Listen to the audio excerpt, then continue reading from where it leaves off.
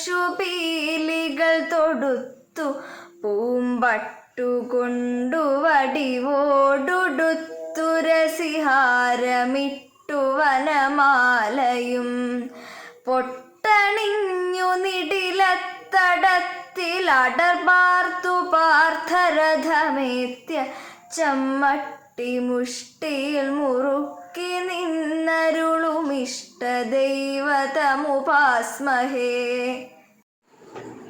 പൂന്താനത്തിൻ്റെ അതിപ്രസിദ്ധമായ പാർത്ഥസാരഥീസ്തവത്തിലെ രണ്ടാമത്തെ ശ്ലോകം.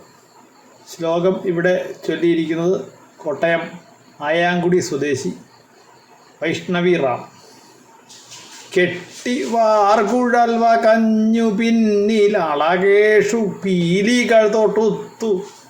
വാർകുഴൽ തലമുടി പിറകിൽ കെട്ടി വകഞ്ഞ് കെട്ടി അതിൽ പീലികൾ തൊടുത്തു, പീലികൾ തിരികി. പൂമ്പട്ടുകൊണ്ടു അടിവോടുടുത്തു, ഭംഗിയായിട്ട് പട്ടുടുത്തു. ഉരസിഹാരമിട്ടു വനമാലയും, ഹാരം എന്ന് വെച്ചാൽ മുത്തുമാല, മുത്തുമാല ഇട്ട് അതിൻ്റെ മീതെ വനമാലയും ഇട്ട് പൊട്ടണിഞ്ഞു നീട്ടിലത്തടത്തിൽ അടർവാർത്തു. നെറ്റിയിൽ പൊട്ടുണ്ട്, അടർവാർത്ത് യുദ്ധം കണ്ടുകൊണ്ട് പാർത്ഥരഥമേത്യ, പാർത്ഥൻ്റെ രഥത്തിൽ കയറി നിന്ന് ചമ്മട്ടി മുഷ്ടിയിൽ മുറുക്കി നിന്നരുളും ഇഷ്ടദൈവതം. പാർത്ഥസാരഥി സ്തവം എന്ന് പേര് വരാൻ കാരണം തന്നെ ഈ ശ്ലോകമാണെന്ന് കരുതുന്നു.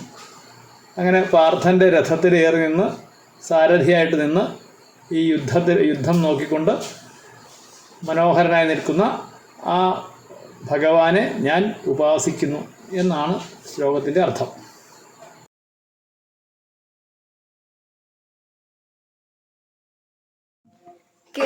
കെട്ടിവാർകുഴൽ വകഞ്ഞു പിന്നിലളകേഷു പീലികൾ തൊടുത്തു പൂമ്പട്ടുകൊണ്ടു വടിവോടുടുത്തു രസിഹാരമിട്ടു വനമാലയും പൊട്ടണിഞ്ഞു നിടിലത്തടത്തിൽ അടർപാർത്തു പാർത്ഥരഥമേത്യ ചമ്മട്ടി മുഷ്ടിയിൽ മുറുക്കി നിന്നരുളുമിഷ്ടദൈവതമുപാസ്മഹേ.